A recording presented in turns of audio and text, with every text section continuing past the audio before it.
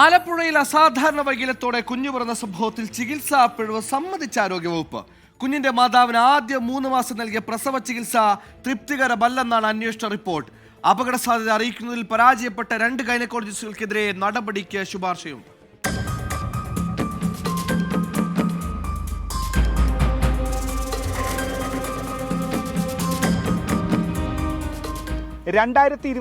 November 8 Alappuzha ലജനത്ത് വാർഡിൽ അനീഷ് സുറുമി ദമ്പതികൾക്ക് അസാധാരണ വൈകല്യത്തോടെ കുഞ്ഞു ജനിച്ചത്. വൈകല്യം തിരിച്ചറിയാൻ ഡോക്ടേഴ്സിന് കഴിഞ്ഞില്ലെന്ന കുടുംബത്തിന്റെ പരാതിയിൽ ആരോഗ്യവകുപ്പ് അന്വേഷണം നടത്തി.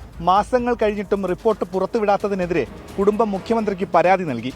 പിന്നാലെയാണ് തപാൽ വഴി അന്വേഷണ റിപ്പോർട്ടിന്റെ പകർപ്പ് സഹിതം അഡീഷണൽ ചീഫ് സെക്രട്ടറിക്ക് വേണ്ടി ഡെപ്യൂട്ടി സെക്രട്ടറി നൽകിയ മറുപടി അടക്കം കുടുംബത്തിന് കൈമാറിയത്. അപകട സാധ്യത സംബന്ധിച്ച് ആശയവിനിമയം നടത്തുന്നതിൽ 2 ഗൈനക്കോളജിസ്റ്റുകളും പരാജയപ്പെട്ടു എന്നാണ് അന്വേഷണത്തിൽ കണ്ടെത്തിയിട്ടുള്ളത്. അച്ചടക്ക നടപടി സ്വീകരിക്കാൻ ആരോഗ്യവകുപ്പ് ഡയറക്ടർ നൽകിയ ശുപാർശ സർക്കാർ പരിശോധിച്ചു വരികയാണ്. തിരുവനന്തപുരം SAT ആശുപത്രിയിലെ 75 ദിവസത്തെ ചികിത്സയിലും കുഞ്ഞിന്റെ ആരോഗ്യസ്ഥിതി വീണ്ടെടുക്കാനായില്ല. കുടുംബത്തിന്റെ അഭ്യർത്ഥനയെ തുടർന്ന് കുഞ്ഞിനെ ആലപ്പുഴ വണ്ടാനം മെഡിക്കൽ കോളേജിലേക്ക് മാറ്റി.